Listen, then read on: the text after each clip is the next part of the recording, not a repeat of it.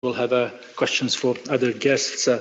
Before I give the floor to Dr. Tedros, just to remark that we had some issues, technical issues with sending media advisories. We had some meetings just a few hours ago, and hopefully this will be sorted, and everyone who is on our lists will be getting the notes from WHO, including media advisories, press releases, and all the other notifications. We will have an audio file as we always do, and hopefully a transcript will be available tomorrow. Dr. Tedros, please. Thank you, Tariq. And good morning and good afternoon, everybody. It's now more than a month since the last case of Ebola in DRC. If it stays that way, the outbreak will be declared over in less than a month's time. We would like to thank all our partners for their solidarity in staying the course in the service of the people of DRC, and my special appreciation especially to the government and people of the Democratic Republic of Congo. That same spirit of solidarity must be at the center of our efforts to defeat COVID-19. More than 200,000 cases of COVID-19 have been reported to WHO, and more than 8,000 people have lost their lives. And more than 80% of all cases are from two regions, the Western Pacific and Europe. We know that many countries now face escalating epidemics and are feeling overwhelmed. We hear you. We know the tremendous difficulties you face and the enormous burden you are under. We understand the heart-wrenching choices you are having to make. We understand that different countries and communities are in different situations with different levels of transmission. Every day, WHO is talking to ministers of health, heads of states, health workers, hospital managers, industry leaders, CEOs, and more to help them prepare and prioritize according to their specific situation. Don't assume your community won't be affected. Prepare as if it will be. Don't assume you won't be infected. Prepare as if you will be. But there is hope. There are many things that all countries can do. Physical distancing measures like canceling sporting events, concerts, and other large gatherings can help to slow transmission of the virus. They can reduce the burden on the health system, and they can help to make epidemics manageable, allowing targeted and focused measures. But to suppress and control the epidemics, countries must isolate, test, treat, and trace. If they don't, transmission chains can continue at a low level, then resurge once physical distancing measures are lifted. WHO continues to recommend that isolating, testing, and treating every suspected case and tracing every contact must be the backbone of the response in every country. This is the best hope of preventing widespread community transmission. Most countries with sporadic cases or clusters of cases are still in the position to do this. Many countries are listening to our call and finding solutions to increase their ability to implement the full package of measures that have turned the tide in several countries. But we know that some countries are experiencing intense epidemics with extensive community transmission. We understand the effort required to suppress transmission in these situations, but it can be done. A month ago, the Republic of Korea was faced with accelerating community transmission, but it didn't surrender. It educated, empowered, and engaged communities. It developed an innovative testing strategy and expanded lab capacity. It rationed the use of masks. It did exhaustive contact tracing and testing in selected areas. And it isolated suspected cases in these designated facilities rather than hospitals or at home. As a result, cases have been declining for weeks. At the peak, there were more than 800 cases, and yesterday, the report was only 90 cases. WHO is working in solidarity with other countries with community transmission to apply the lessons learned in Korea and elsewhere and adapt them to the local context. Likewise, WHO continues to recommend that wherever possible, confirmed mild cases should be isolated in health facilities where trained professionals can provide good medical care and prevent clinical progression and onward transmission. If that's not possible, countries can use community facilities to isolate and care for mild cases and refer them for specialized care quickly if needed. If health facilities are at risk of being overwhelmed, people with mild disease can be cared of or cared for at home. Although this is not the ideal situation, WHO has advice on our website for how home care can be provided as safely as possible. WHO continues to call on all countries to implement a comprehensive approach with the aim of slowing down transmission and flattening the curve. This approach is saving lives and buying time for the development of vaccines and treatments. As you know, the first vaccine trial has begun just 60 days after the genetic sequence of the virus was shared by China. This is an incredible achievement. We commend the researchers around the world who have come together to systematically evaluate experimental therapeutics. Multiple small trials with different methodologies may not give us the clear, strong evidence we need about which treatments help to save lives. WHO and its partners are therefore organizing a study in many countries in which some of these untested treatments are compared with each other. This large international study is designed to generate the robust data we need to show which treatments are the most effective. We have called this study the Solidarity Trial. The Solidarity Trial provides simplified procedures to enable even hospitals that have been overloaded to participate. Many countries have already confirmed that they will join the Solidarity Trial.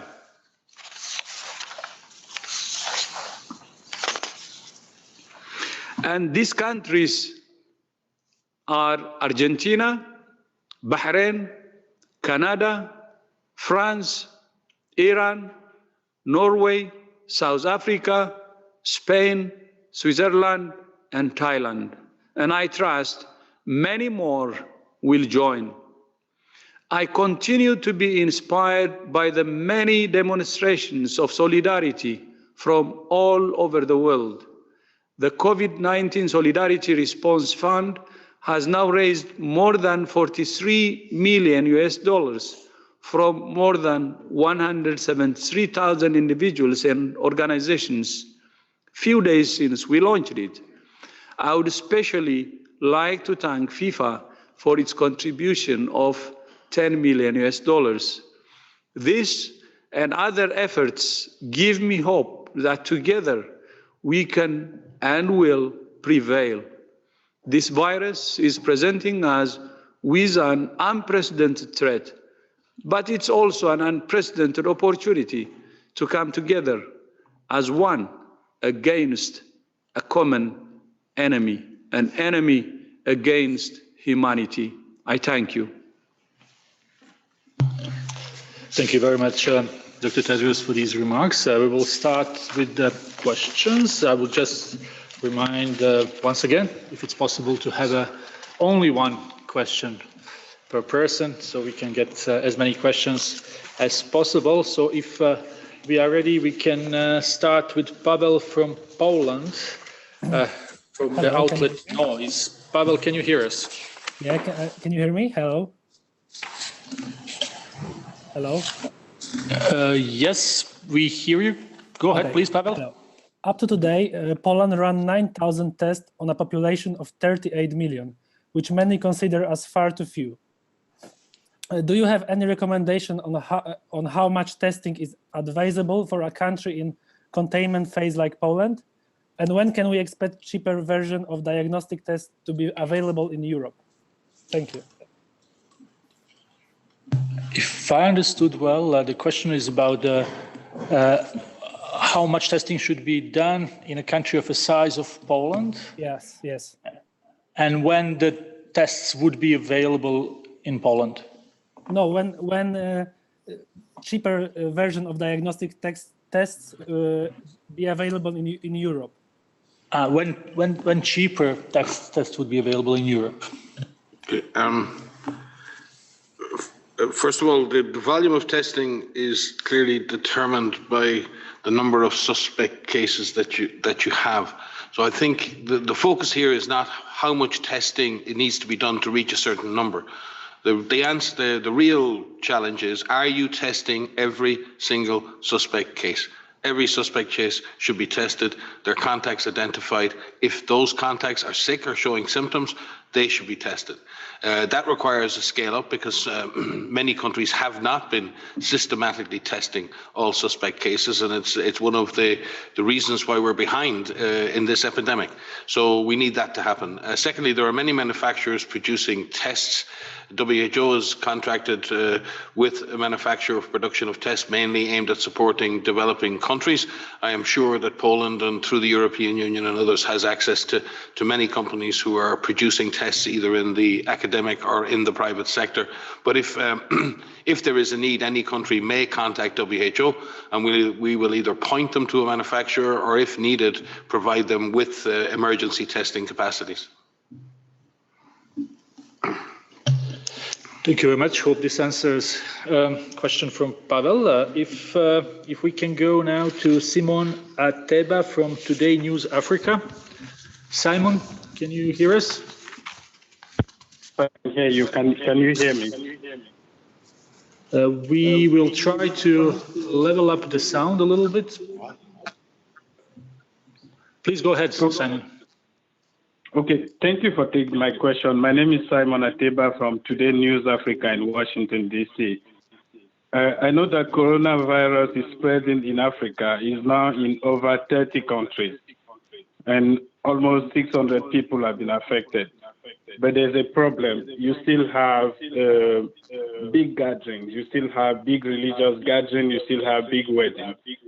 For instance, a popular pastor in Nigeria, Prophet TB Joshua, has told his followers that the virus will be defeated on the 27th of March, and he's not the only one.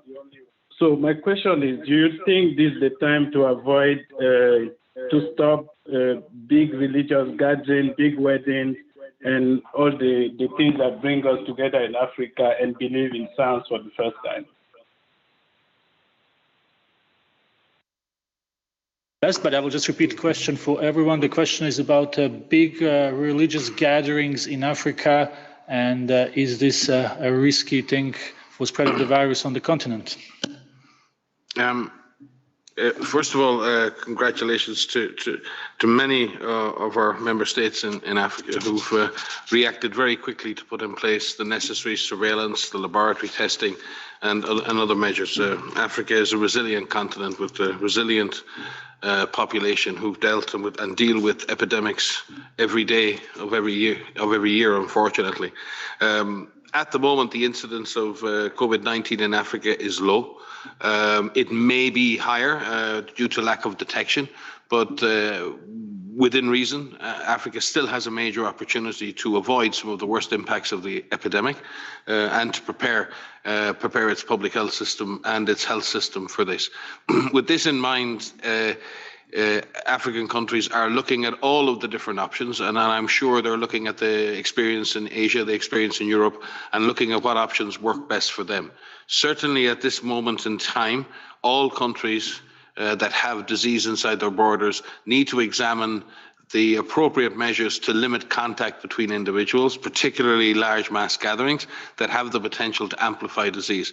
But we fully understand that depending on where countries are in the disease development or in the evolution of the epidemic, those decisions are based on different risk management factors.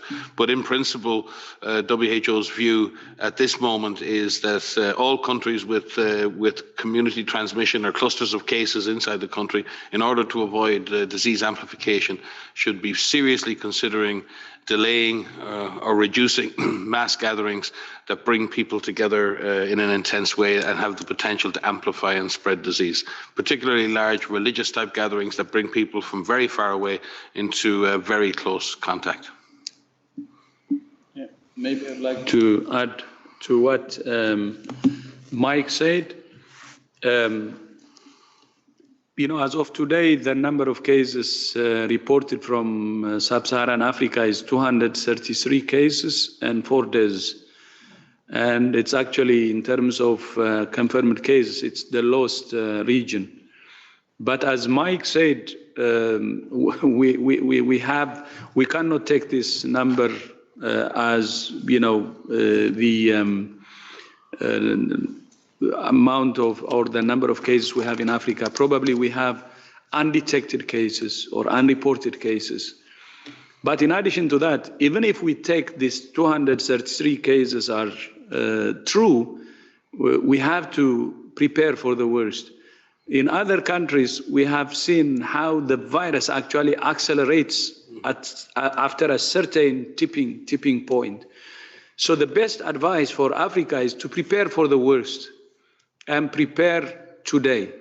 It's actually better, if these numbers are really true, to cut it from the bud. And that's why we're saying we have to do the testing, we have to do the contact tracing, we have to do the isolation, and cut it from the bud. And with regard to mass gathering and so on, it will help if we avoid that. And WHO's recommendation is actually mass gatherings should be avoided, and we should do all we can to cut it from the bud, expecting that the worst could happen, because we have seen how the virus really speeds up and accelerates in other continents or countries. So that's our advice, and I think Africa should wake up. My continent should wake up. Thank you. Thank you very much, Dr. Tedros and Dr. Ryan. Let's try to get to Moussa from Mayadeen. Moussa, I understand. Moussa, can you hear us? Oui, je suis là. Alors, j'ai une petite question concernant l'Iran. Je vais demander comment l'impact des sanctions américaines a-t-il affecté la capacité de l'Iran à faire face à la propagation de cette épidémie? Et est-ce qu'il y a eu des contacts avec Washington pour réduire ces sanctions, en particulier sur le matériel médical? Si j'ai le droit d'une petite deuxième question. Moussa, on va s'arrêter là. Je crois qu'on a dit une question par personne. Merci beaucoup. D'accord. Merci beaucoup, Moussa.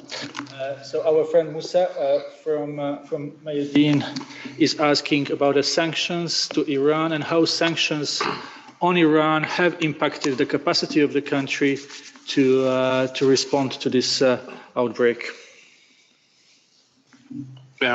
We've been working very closely with the authorities in Iran and with many countries around the world now who have worked with us to ensure that Iran gets the assistance and help that it needs.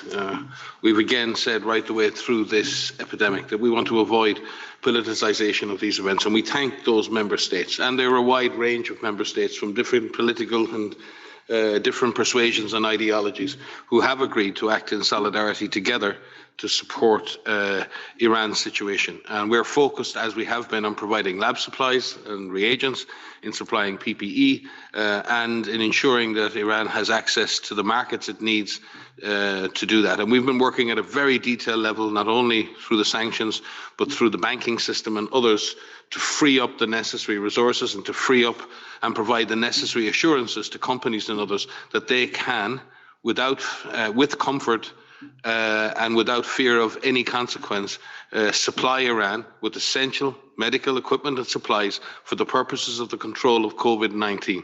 The DG may wish to speak on some of his political engagements that have successfully ensured that this circumstance has come to pass. We are in solidarity with our brothers and sisters in Iran and all over the world, and will ensure that every citizen in every country has the opportunity to access global goods at this point in time. Tedros. Yeah. No, thank you very much. The only thing I would like to add to that is we're already in contact with senior officials from Iran. I had spoken to the Minister of Health yesterday, and also had a chance to speak to Secretary Pompeo yesterday. And we have underlined the need for solidarity. And I remind all of us of the statement that the United States, and especially Secretary Pompeo, issued some weeks ago. And we have discussed on how best that can be implemented. And as Mike said, some of the process, especially with banking and so on. But in emergency situations, the sanctions can be addressed, and this is, already, agreed from the U.S. side, and that's why we had the statement. And we hope that we will have the needed solidarity to fight this enemy together. At the same time, I would like to use this opportunity to thank the Crown Prince. He sent the second round of support to Iran the day before yesterday. 2 aircrafts chartered, shipping materials needed. And that's what we're calling for the whole world for the time. I think we're in the most important solution in fighting an enemy like this dangerous virus is solidarity. And we hope this spirit will continue. Thank you very much, and really sorry, Musa. We'll try to take your second question next time. And just to say that we all miss our Geneva press corps. So speaking about, let's go to Jamie. We miss Jamie as well. Jamie, please go ahead and ask your question. One question. Can you hear me, Tarek? Yes, please go ahead. Okay, great. Hi, this is Jamie from Associated Press. We're wondering why might the death rates across Europe be so variable? Italy's death rate is at about 11%, and they will soon overtake Hubei province in terms of numbers of deaths, while other countries like Germany, France, Spain, and the UK have reported far lower death rates, closer to 1 to 2%. What might explain that discrepancy? Thanks. Hi, Jamie. Yeah, I almost miss you as well. It's a good question, and there are a number of factors that might explain that. But certainly, one of them is testing. If you look at Germany, and we had some very good communication with Germany today. They've had a very aggressive testing process. They've tested and confirmed over 6,000 cases with just 13 deaths, but that may reflect the fact that they're really aggressive in their testing strategy. So the number of tests and the number of confirmed cases may be detecting more mild cases as a proportion of all cases. That's an important determination. The second issue is the evolution, or the time of evolution in the outbreak. What we do see is a pattern of long hospital admission. So Italy, having experienced the first wave of major transmission much earlier than other European countries, is now experiencing those deaths because a lot of people reach a point where they can no longer be saved in the clinical system. So therefore, the deaths occur sometimes 2 to 3 to 4 weeks after the infection starts. So again, you have to look at where each country is in the epidemic cycle. The other factor may be to do with the age profile of populations. For example, Italy has a much older age profile and has a higher proportion of people in the very elderly category.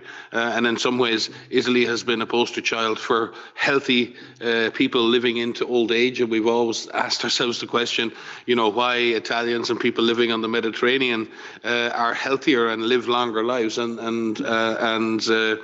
But unfortunately, in this case, having that older population may mean that the fatality rate appears higher because of the actual age distribution of the population underneath. There may be technical reasons as well in terms of the ability to provide standard of care.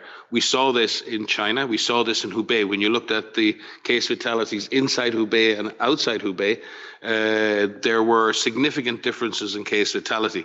And anyone who's ever worked in the front line of an emergency, when patient numbers begin to overwhelm, it becomes a simple factor of your ability to provide adequate care and react to every change in the patient's condition in an intensive care environment. So I think there are circumstances in which the standard of care cannot be maintained when patients are being overwhelmed. And I point you to the tremendously courageous and brave physicians, nurses and intensivists in Italy who haven't been dealing with 1 or 2 patients in intensive care. But for example, in northern Italy, over 1,200 patients in intensive care at the same time. It's an astonishing number. The fact that they're saving so many is a miracle in itself. So I think there are many factors, Jamie, and they all play into the actual numbers. And Maria may offer more technical advice on that. The only thing to add is exactly where the virus is circulating in each country. And so you have to look at the demographics of where it is circulating. In Korea, we had these clusters, these very large clusters related to a church, and the age distribution of those cases were much younger than what we're seeing in northern Italy, for example. You may see outbreaks in long-term care facilities where the age is much higher. And so it's important where those clusters are occurring and where you're capturing your cases from. But we do need to be very careful when we look at mortality rates and we compare mortality rates. It's not right to compare them yet. What we need to do is find out why we're seeing differences and what that actually means in terms of our understanding of this virus and how it impacts different populations. We've said previously that we need to be very careful when we compare a calculation of the number of deaths over the number of cases that are reported per country. And Mike has outlined the reasons why that is difficult. But we have not seen the way this virus will behave in other vulnerable populations. We have not seen how this virus will behave if and when we see in vulnerable populations of high prevalence of HIV, for example, or malnutrition children, for example. And that's what we need to prepare for. So every death is significant regardless of where this takes place. And we need to ensure that all of the measures that we take are preventing transmission, because every step that we take there will prevent death.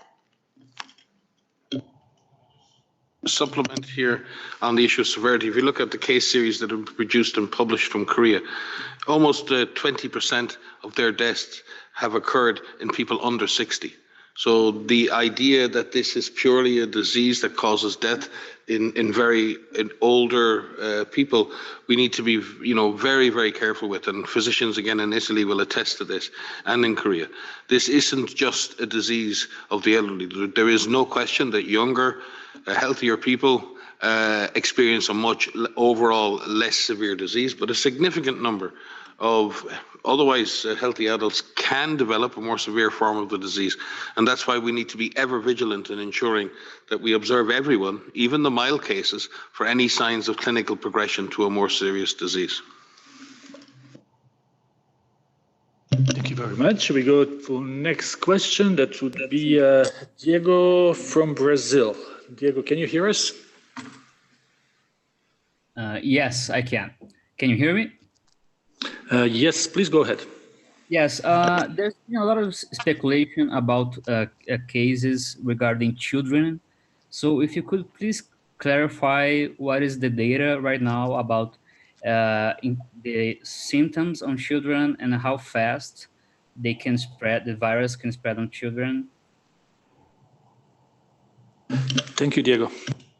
So I can start with that. So yes, we know that children are susceptible to infection. We know that children are infected with this virus, but in terms of the reporting of cases across a large number of countries now where we have data, the number of cases, of reported cases in children is lower than adults. We know that children can have develop disease, and the disease that they develop in terms of the signs and the symptoms are similar to what we're seeing in adults, which include fever, which include dry cough, which include fatigue and muscle pain. Overall, the majority of children that are infected will experience mild disease, but that is not universal. There's a recent study that came out in China that showed that a number of children have developed severe disease and critical disease, and in China, one child has died.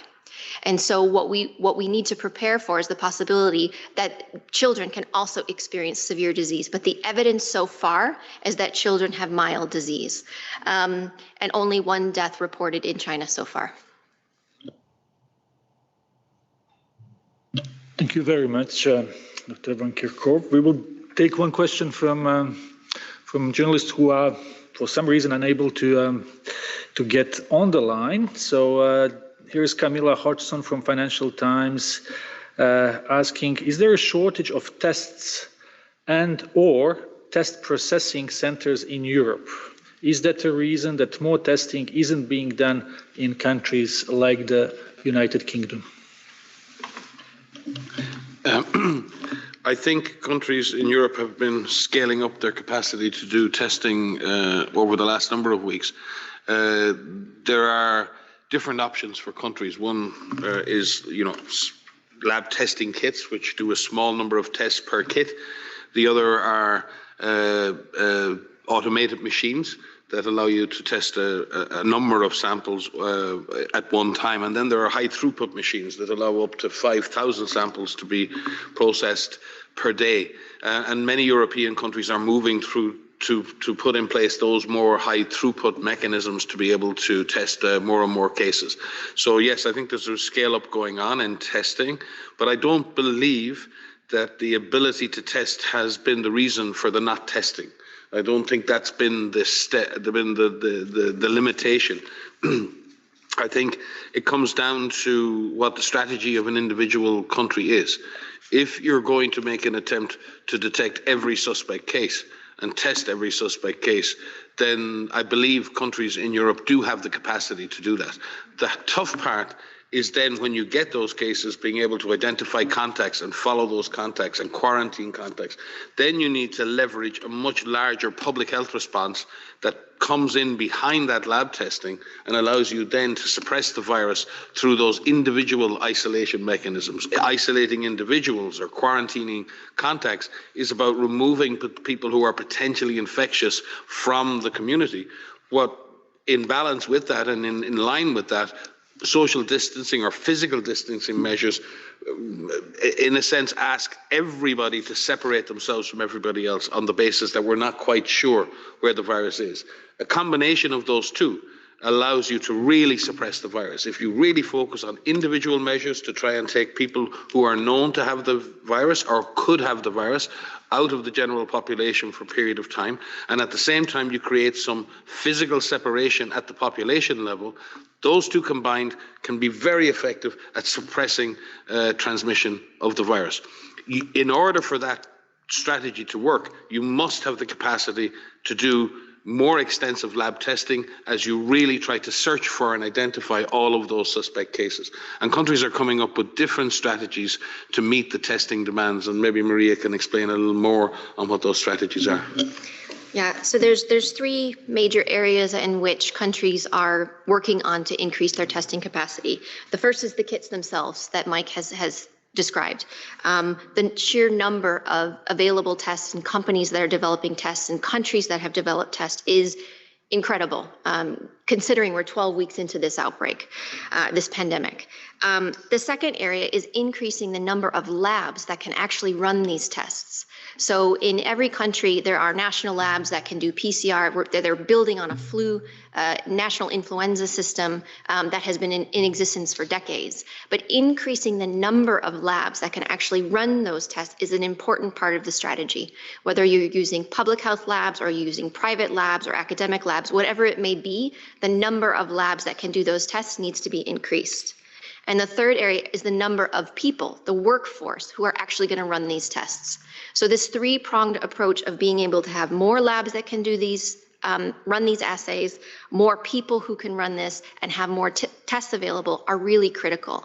We've also seen, and the DG gave a good example in Korea, where countries, not only in Korea, but countries are finding innovative ways to test people. So finding individuals, how can we run these tests? We saw this drive-through system, for example, but countries need to be creative in the way, use the fundamentals of public health in terms of tackling this virus, but think of innovative ways and creative ways in which you can find people that fit your transmission scenario. Thank you very much. Let's go to next question. Helen Bransfeld. Helen. Hi, thanks for taking my question. I was hoping you could give us some more information about the Solidarity trial. Could you please tell us what drugs have been prioritized?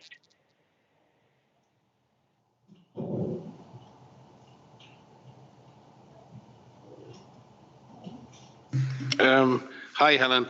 Ana Maria Henao Restrepo will join us to give you the specifics on the trial. But it's a multi-arm trial, and countries are able to choose between any one, I think, or more of 5 therapeutics that are currently being evaluated, but it may be more. So Ana Maria will speak to this and give you the detail. Good afternoon, Helen. It's an adaptive design. Initially, we have 5 arms. The first arm is the standard of care, the usual care that is provided to the patients in the country. The second arm is remdesivir. The third arm is lopinavir, rotinavir. The fourth arm is lopinavir, rotinavir with interferon beta. And the fifth arm includes chloroquine. The good thing about the trial is, as Mike indicated, that the randomization could be adjusted to the drugs available in each individual hospital over time.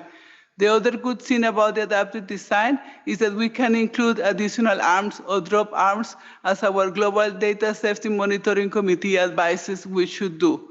Finally, Dr. Tedros mentioned that this is a very simple trial, and we think that it's very important that other research goes on that will contribute to our understanding of this disease. But this trial focuses on the key priority questions for public health. Does any of these drugs reduce the mortality? Does any of these drugs reduce the time a patient is in hospital?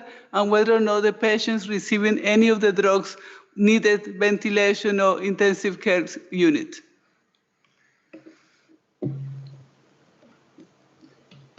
Thank you very much, Dr. Henao. If needed, we will provide the exact title of Dr. Henao. But now we will go to next question, to South Africa. We have Stephen from Hot 919. Stephen, can you hear us? Yes, I can. Thank you very much for taking my question. I was going to ask about the Solidarity trial, but thank you. Stephen, we don't hear you very well. Can you speak a little bit? I can. You're right. How's that? I wanted to. Yeah. Okay. I wanted to ask. We've seen some schizophrenic government activity. I have to say, looking at the way our government here in South Africa has responded, I have been fairly impressed as a journalist and the response that the government has given. Is it an important factor for the government to be unified on this? Our opposition politicians have come out and said they support the government. We seem to be on the same page. I don't know what sort of interaction the WHO has had with South Africa, and maybe you are the people at the top, but you're not the day-to-day interaction. But in terms of the communications with our South African response, I'd like to get an insight from you as to your impressions.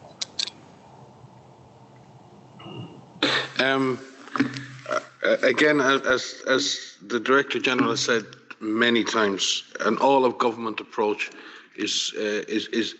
absolutely underpins success in fighting any emergency, but in this particular case, all the more. So I think that has been the case in many countries, including South Africa. Another point to make here is that African countries have been dealing with emergencies, climate disasters, natural disasters, epidemics for a very long time. South Africa has had to deal with a terrible HIV epidemic over many, many decades. So the ability to create coherent responses to what are biologic threats is not easy for government, because these are threats you can't see and sometimes can't quantify. So having been through that kind of a crisis already prepares government for that leadership role when the time comes. Building trust with communities is tough at a time when many citizens have lost faith in government and all around the world. This is not easy. This is both an opportunity for governments to rebuild trust with their citizens, to rebuild that confidence that's needed to manage adversity, and to reach out and create a non-partisan, all of government, all of society approach to dealing with disease. But again, the idea here, and I say this with caution, many countries in sub-Saharan Africa, there are many countries in the world that have fragile health systems. That is correct, but they're not helpless. And I have worked with and in African colleagues and in Africa for many, many years. And what I see is a story of resilience, a story of coping, and an ability to overcome adversity through communities by building on community intervention, building on community acceptance. If we can match community participation with good governance, then I believe that Africa can succeed. It has demonstrated that time and time again. But it does require strong, united governance to deliver for citizens. And I think we're seeing that in Africa, and I hope we continue to do so. Thank you very much. Dr. Tedros, as you can see, has left, but I'm sure our speakers will be able to answer one or two more questions. Let's go to Emma Farge from Reuters. Emma, can you hear us? I can hear you. Hopefully you can hear me. I had a question about the strategy for the supply crunch. Do you think that the only way to meet demand for equipment such as ventilators and PPEs is for non-medical factories to be retooled to make this sort of equipment? And are you calling for that on a large scale? Thank you.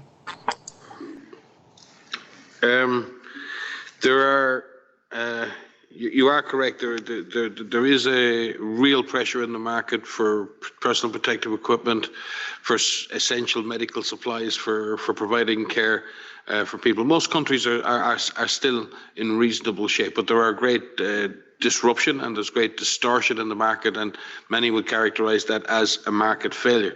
We're working very, very closely with governments, and in particular with our colleagues in the United Nations system, with the World Food Programme, who are working extremely closely with us. In fact, we have World Food Programme staff here with us, no better logistics organization in the whole world in terms of supply chain management. We're working with UNICEF, we're working with other agencies in order to maximize our ability to access those materials on the global market. We also have some fantastic support from governments in trying to prioritize supplies for us so we can provide them to all countries the most basic needs, China being the lead in driving that approach of prioritizing our supply chains in order to do that. There is a scramble on the market, and we do need order and discipline in that. And I do believe that institutions like the European Union and others are trying very hard to bring that order and coherence to the process of procurement and ordering and prioritization. It's like any rush, and we've seen this in the supermarkets and the shops. If everybody rushes to buy everything they think they need for the foreseeable future, then many people lose out. That is the same if it's toilet roll or if it's personal protective equipment. But you know, we can afford maybe to run out of toilet roll, but health workers can't afford to run out of PPE, and it is a huge responsibility for governments around the world to ensure that not only their health workers, not only their health workers, but all health workers have a fair opportunity to access PPE. That is a responsibility of industry, that is a responsibility of governments, that is a responsibility of the UN system. We're trying to do our bit, working very hard across the UN to make that an easy process for governments. Governments who wish to prioritise giving help to others can use WHO, use the UN platforms to do that. I know they're very busy and may not be able to do that themselves, but we would welcome any contributions, donations to an international system to supply PPE to those most in need, and in addition, other essential supplies like oxygen concentrators and the rest. In terms of, we've seen some positive moves. For example, some countries in Asia are really looking at self-production of PPE. And we do, again, look, and again, there are some companies around the world, part of our pandemic supply chain network, who are actively working to license their production capacities to local producers for masks, for PPE, in order to be able to produce that at local level. That's a fantastic development, to transfer technology, license that, so that local manufacturers can come into the game. Ventilators and other sophisticated equipment is another scale of production and another scale of safety and ISO standards that are needed to meet that. We have to be very, very careful in scaling up production of sophisticated technology like that. But countries like China and others have immense capacities for ramping up production, and we're working with them to see how that can be achieved, and with other large-scale producers of such equipment. Priya? Yeah, if I could supplement that. So in addition to everything that Mike said, it's important that every individual knows what their role is into ensuring that the supply that is needed is being used for in the most appropriate way. So what countries are doing in terms of what is their strategy for dealing with mild patients? What is their strategy for dealing with severe patients? Individuals need to know what their role is in terms of how they can prevent overburdening a health system. For example, if you're feeling unwell, you generally stay home. You don't rush to a healthcare facility. You contact either the hotline number that is available in your country, or you call your healthcare provider and you say, these are my symptoms, do I need to come in? And in most cases, you will not need to go in, you will not need. But if you do have the symptoms that we worry about for COVID-19, which include fever, which include dry cough, which include shortness of breath, then you will need to seek care. And so it's important that that process is in place in countries so people that they know where they can go and when they should go seek health care. It's about the rational use of masks. We have provided guidance about using a medical mask in the community. And if you're not sick, you shouldn't be wearing a medical mask. But if you are, then you should. Those decisions that are being made on an individual level impact the global supply for all of these materials. So please know that each individual has a role to play in this global supply issue. Thank you very much. Next question will go to, and we will have two more questions and then we will let you go. Next question will be Kai Kupferschmidt, but before that, I just need to say what's Anna Maria title, because it has been asked. So Anna Maria Henao, and I will spell the name A-N-A, Maria as M-A-R-I-A, Henao as H-E-N-A-O. And Anna Maria is Unit Head for Research and Development Blueprint at Health Emergencies Program here at WHO. Kai Kupferschmidt. Eric, thanks for taking my question. So maybe if I can, just a really quick clarification from Anna Maria. So the fifth arm of the Solidarity trial is just chloroquine or chloroquine plus something else? And then the question I wanted to ask, you keep talking about testing, of course, and there's been a lot of discussion, but there also seems to be a problem with the supply of reagents for some of the testing kits. And I'm curious whether WHO is working on addressing that in some way, or whether you have some thoughts on that. Okay, you are a very good friend of WHO, but I have to enforce the policy of one question. So it was a question and a clarification. Okay, so Anna Maria, please. It's chloroquine alone. So we are going to test in some countries chloroquine and in some countries hydroxychloroquine, and we are looking into the equivalence between the two doses. And we have an independent expert panel who help us with the prioritization process, and this is how we arrive to this selection. Over. On the lab side, we might actually, Anna Maria, bring Mark to the table there. Mark Perkins leads our lab portfolio under Maria's coordination, and there are lots of questions being asked about lab supplies and all of that. And again, as Maria said, there are different manufacturers producing tests on different platforms, so there could be a shortage in one area and not in another. So it's very hard to do a global evaluation. We've seen, for example, on some of the high throughput systems in the last few weeks, they haven't run out of the testing reagents. They've actually run out of equipment and supplies to support the high throughput system. So it's very easy to extrapolate a single problem in a single testing system to the whole system. But I will let Mark speak for himself. Our thanks to Mark and the team, because they've worked really hard over the last number of weeks. And within days of this virus being sequenced, we were working with scientists and collaborating centres and with manufacturers to produce highly qualified, validated tests that have actually been distributed to 120 countries. They're operating at a very high level of quality and quality assurance, and we're very, very pleased at the way in which they have performed throughout the world over the last number of weeks. And we thank Mark, but we also thank all of those in the laboratory networks who've been working on this, all of the scientists, all of the manufacturers, all of the collaborating centres, and those who've worked to validate these tests in the fields. It's been a huge success and something that we are proud of. And we continue then to work with others to make sure that they're able to scale up at the same level. So Mark, maybe a word or two on some of the issues around reagents, supplies, assays, concerns around this. Yes, there have been shortages of some of the materials, some of the ancillary materials, as Mike mentioned, used in PCR reactions, which are the most common way to diagnose coronavirus. These are sometimes important chemistries that you can't find any place else other than a diagnostic manufacturer. Some of the diagnostic manufacturing, a lot of it has been done in China, and with the outbreak in China, it decimated the workforce, at least made them unable to work and make some of those reagents and made it difficult to procure. The vast number of diagnostic companies are scaling up their own capacity to generate those reagents, and I think we'll get over that hump.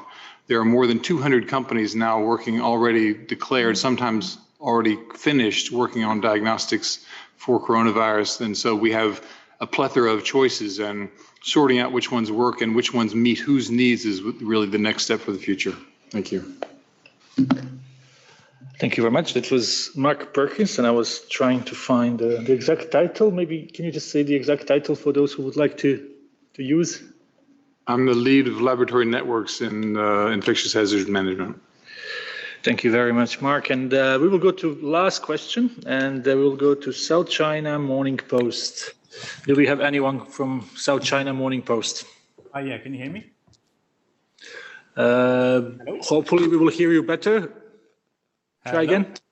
Yes. Hello. Yeah, great. Thanks so much for taking my question.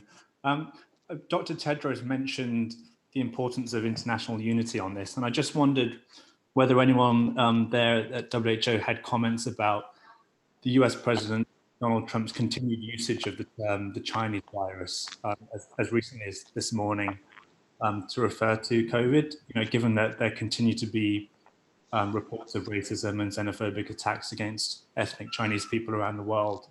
So I just wondered whether you had any thoughts about that kind of language may hamper or distract from the international community's ability to respond.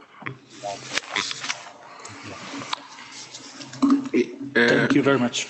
Yeah, I think we've been very clear right since the beginning of this event that viruses know no borders, and they don't care your ethnicity, the color of your skin, or how much money you have in the bank. So it's really important that we be careful in the language we use, lest it lead to profiling of individuals associated with the virus. This is just something we need to all avoid. It's easy, in situations to summarize or to make comments that are not intended to do that, but ultimately end up having that outcome. And I'm sure anyone would regret profiling a virus along an ethnic line. That's not something anybody would want. We need solidarity. We need to work together. There are many different origins. I've said it before in these press conferences. The pandemic of influenza in 2009 originated in North America. We didn't call it the North American flu. So it's very important that we have the same approach when it comes to other viruses to avoid that. We ask for that to be the intent that everybody has. This is a time for solidarity. This is a time for facts. This is a time to move forward together to fight this virus together. There is no blame in this. All that we need now is to be able to identify the things we need to do to move forward quickly, with speed, with certainty, and to avoid any indication of ethnic or other associations of this virus. I'd like to say something on international unity. We've seen overwhelming international unity and solidarity for this pandemic. And I think every single instance that we can highlight that, we should. We see this in not only support for countries, verbal support for countries that are dealing with horrible outbreaks. We see this through donations, whether it's through PPE or whether I see children drawing pictures for healthcare workers. Every single one of those acts of kindness is an act of international unity, and we'd like to see more of that. We see this through donations to the Solidarity Fund, which we're so grateful for, which will be used towards fighting this response. We see this through acts of kindness of people helping older people in their neighborhoods, of doing grocery shopping, of delivering care packaging, of helping your parents and grandparents set up their phones so that they can talk to each other over different platforms. All of that is international unity, and every single one of us has a responsibility to contribute to that, and every single reporter that's out there that's covering this has a responsibility to cover that too. It's really incredible that these are very tough times, and in many countries this is going to get a lot worse before it gets better, but this will be temporary, and we will get through this, and we will get through this together. Thank you very much for this important message. We will conclude today's press briefing. We will have audio files sent to you very shortly and transcript tomorrow. And next press conference is scheduled for Friday. Wish you a nice evening.